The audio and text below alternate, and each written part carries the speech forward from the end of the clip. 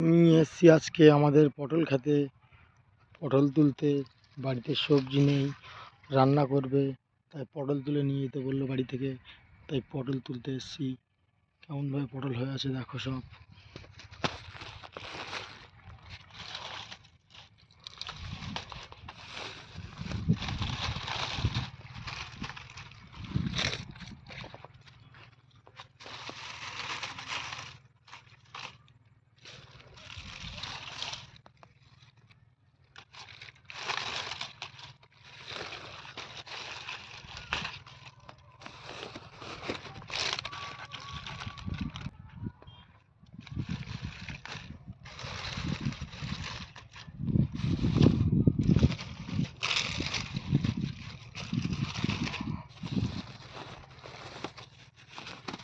এক পলিথিন ভরে নিলাম,